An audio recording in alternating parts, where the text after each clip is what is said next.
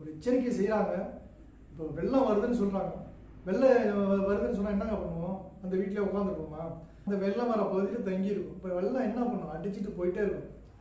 ஆனால் அதே நம்மை காத்துக்கொள்வதற்காக அந்த இடத்த விட்டு நம்ம போயிட்டோம் அப்படின்னா அந்த வெள்ளத்திலிருந்து நம்ம தப்பிச்சிருவோம். புதுமைகளை புகுத்து விட்டார்கள். அது மட்டும் இல்லாமல் அல்லாஹ் ரப்பல் ஆலமீன் சொல்லாததை செய்யக்கூடியவர்கள் நரகத்தில் போய்விடுவார்கள் என்ற எச்சரிக்கையை மறந்து விட்டார்கள். அல்ஹம்துலில்லாஹ். எல்லாம் வல்ல அல்லாஹ்வின் நல்லடியார்களே, மார்க்கத்தில் புதிதாக உருவாகக்கூடிய பிதஅத்துகள் நபிகள் நாயகம் ஸல்லல்லாஹு அலைஹி வஸல்லம் அவர்கள் எச்சரிக்கை செஞ்சிருக்காங்க. அல்லாஹ் ரப்பல் ஆலமீன் இந்த மார்க்கத்தை முழுமைப்படுத்தி விட்டதாக சொல்றாங்க. நபிகள் நாயகம் ஸல்லல்லாஹு அலைஹி வஸல்லம் அவர்கள் என்னுடைய செயல்பாடை தவிர வேற எதை எடுத்து செஞ்சாலும் அவர்கள் வழிகேட்டில் இருப்பாங்க அப்படின்னு சொல்லிட்டாங்க. இன்ன அஸ்தகல் ஹதீஸ் கிதாபுல்லாஹ் வஅஸனல் ஹதி ஹதி முஹம்மதின் ஸல்லல்லாஹு அலைஹி வஸல்லம் வஸருல் உமூரி முஹ்தஸாத்துஹா வகுல்லு முஹ்தஸத்தின் பிதா வகுல்லும் பிதாத்தின் லலாலா வகுல்லும் லலாலத்தின் ஃபின்னார். செய்திகளில் மிகவும் உண்மையானது அல்லாஹ்வுடைய வேதமாகும். நடைமுறைகள் மிகவும் சிறந்தது நபிகள் நாயகம் ஸல்லல்லாஹு அலைஹி வஸல்லம் அவர்கள் நடைமுறையாகும். காரியங்களில் தீயது மார்க்கம் என்ற பெயரில் புதிதாக உருவானவையாகும். புதிதாக உருவாக்கக்கூடியகள் அனைத்தும் பிதஅத்தாகும். ஒவ்வொரு பிதஅத்தும் வழிகேடாகும். ஒவ்வொரு வழிகேடும் நாளை நரகில் கொண்டு போய் சேர்க்கும்.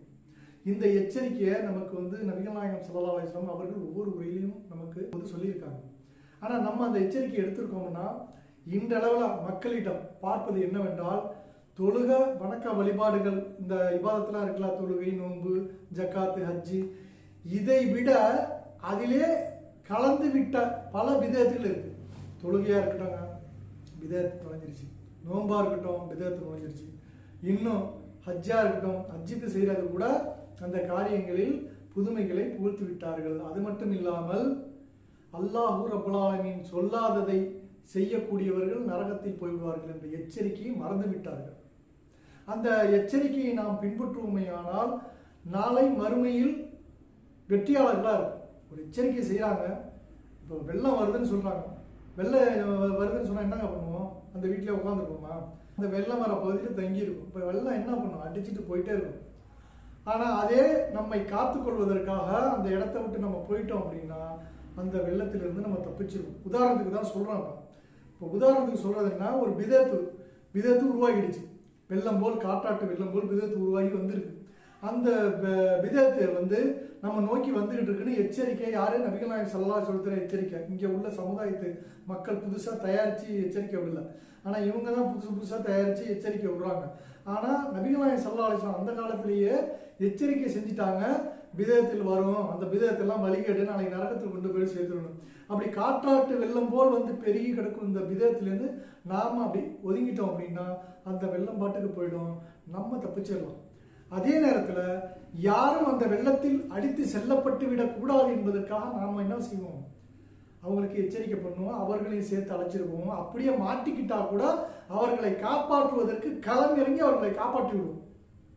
முடிந்த அளவு அல்லாஹ் நாடியவரை நம்ம என்ன பண்ணலாம்? காப்பாற்றி விடலாம். இல்லாதவங்க அடிச்சுட்டு தான் போவாங்க.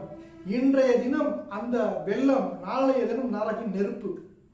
அப்ப அதை நம்ம நன்றாக தெரிந்து கொண்டோமே ஆனால் இந்த பிதஅத்தான விஷயங்களை விட்டு நாம் விலகி விடுவோம்.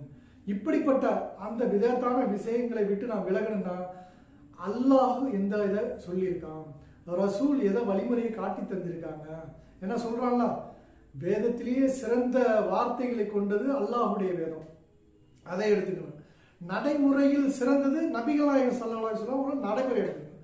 காரியங்களில் தீயது என்றால் அந்த தீய புதுசா வருது பாருங்க, அதை விட்டு விலகிடணும். அப்ப இதெல்லாம் நம்ம செஞ்சுட்டோம் அப்படின்னா அதுதாங்க நமக்கு மறுமையில் வெற்றி கிடைக்கும். ஏன்னா இன்னைக்கு அல்லாஹ் ரப்பல் ஆலமீனை மட்டுமே வணங்கக்கூடிய கூட்டமா நம்ம இருக்கோம். அப்ப அல்லாஹ் ரப்பல் ஆலமீன் அவங்க மட்டுமே வணங்கக்கூடிய கூட்டமா இருக்கிறவங்க இப்படி நரகத்துக்கு போகாம தப்பிக்கணும்னா அந்த பிதஅத்தை விட்டு விலகணும். ஆனா அந்த அல்லாஹ்வை மட்டுமே நம்பாம அவுலியாக்கள், சேக்குமார்கள், பேக்குமார்கள் அப்படி இருக்காங்கல்ல, அவங்கெல்லாம் என்ன பண்ணுவாங்கன்னா நாளைக்கு அந்த இணை வைப்பார்கள் கூட்டத்தோட தான் இருப்பாங்க. அதை அல்லாஹ்வே தன் திருமறையில சொல்றான். எவரோ அல்லாஹ்வுக்கு இணை வைக்கிறார்களோ அவர்களுக்கு நரகம்தான் அப்படின்னு சொல்லிட்டு. அப்ப இணை வைக்கக்கூடியவர்கள் யாரா இருந்தாலும் நரகம், பிதஅத்து செய்யக்கூடியவர்கள் யாரா இருந்தாலும் நரகம் தான் அப்படிங்கிறத அழகான முறையில் நம்ம தெரிஞ்சுக்கிட்டோம். இன்ஷா அல்லாஹ் வரக்கூடிய காலங்களில் இந்த மாதிரியான பிதஅத்தை விட்டு விலகி நாளை மறுமையில் வெற்றியடைய வேண்டும் என்றால் நபிகள் நாயகம் ஸல்லல்லாஹு அலைஹி வஸல்லம் அவர்களின் வழிமுறையும் அல்லாஹ்வும் அந்த காட்டி தந்த வழிமுறை இருக்கு பாருங்க, அதை மட்டும் பின்பற்றினாலே போதும். நாளை சுவனத்திற்கு சொந்தக்காரர்களாக நம்ம இருக்கலாம். ஏன்னா இந்த விதத்துகள் இல்லாமல் ஒருவன் பாவம் செய்து விட்டால் கூட அவனை மன்னிக்கிற அளவுக்கு அல்லாஹ் கருணைக்குள்ளவன். ஏன்னா அந்த பாவத்தெல்லாம் மன்னிச்சிருவாங்கிறான். ஆனா அவன் இடாத கட்டளை செய்பவர்களாக இருந்தாலும் சரி, அந்த மார்க்கத்தில் புதிதாக உருவாக்கி செய்கிறாங்க பாரு, அது மட்டும் இல்லாமல் அல்லாஹ்வுக்கு இணைவிப்பவர்களாக இருந்தாலும் சரி மன்னிக்கவே மாட்டேன் அப்படின்னு சொல்கிறான்.